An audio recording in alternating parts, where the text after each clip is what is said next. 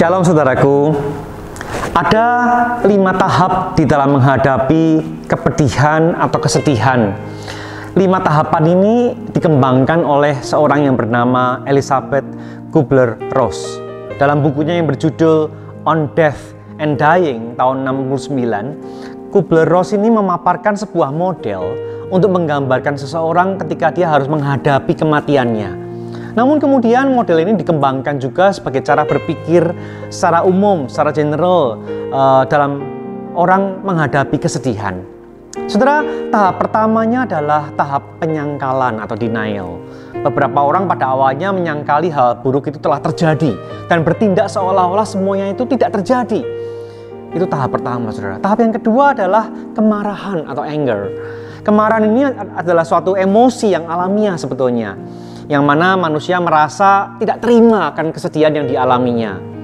Tahap yang ketiga adalah tahap tawar-menawar atau bargaining. Manusia seringkali tawar-menawar dengan Tuhan, mencoba memohon sedapat mungkin bagaimana jika aku melakukan ini dan itu. Namun ketika harapannya tidak terwujud, maka seseorang akan memasuki tahapan berikutnya, yaitu adalah depresi. Ia begitu tertekan dengan sangat lama dan pada waktu jangka tertentu dia berusaha untuk bisa melewatinya, saudara. Tapi jika ia mampu melewatinya, maka dia akan masuk dalam tahap yang berikutnya, yaitu adalah tahap penerimaan atau acceptance. Saudara, ia mulai bisa menerima apa yang telah terjadi ini. Ia mulai dapat melihat dari sudut pandang yang berbeda dan mulai melihat kehidupannya ini sesuatu yang memang Tuhan izinkan, dan dia mulai berdamai dengan kesedihannya itu.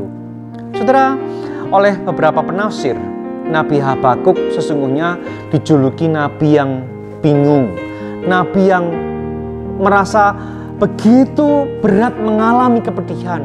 Dia menyerukan satu kalimat yang sangat-sangat terkenal, saudara. Berapa lama lagi Tuhan aku berteriak tetapi tidak kau dengar. Aku berseru kepadamu penindasan tetapi tidak kau tolong. Saudara, ungkapan Nabi Habakuk ini adalah ungkapan yang keluar dari hatinya yang bingung karena apa yang dipikirkan tentang Allah, konsep teologinya itu berbeda, bahkan bertolak belakang dengan apa yang terjadi di hadapannya, saudara. Ia melewati pergumulan yang panjang dalam kepedihannya. Dalam penantiannya, Habakuk akhirnya disadarkan oleh jawaban Tuhan sendiri. Ia sadar pada akhirnya bahwa orang benar itu akan hidup oleh percayanya. Dan pada akhir tulisannya, pada akhirnya dia sanggup menuliskan satu kalimat yang begitu indah. Sekalipun pohon ara tidak berbunga, pohon anggur tidak berbuah, hasil pohon zaitun mengecewakan, sekalipun ladang-ladang tidak menghasilkan bahan makanan, bahkan kambing domba terhalau dari kurungan, tidak ada lembu sapi dalam kandang, namun aku akan bersorak-sorak di dalam Tuhan, beria-ria dalam Allah yang menyelamatkan aku.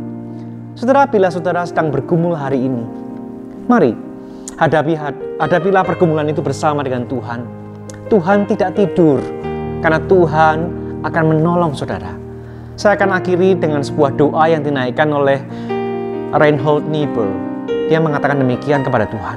Tuhan, anugerahkan kepadaku kedamaian untuk menerima hal yang tidak bisa kuubah.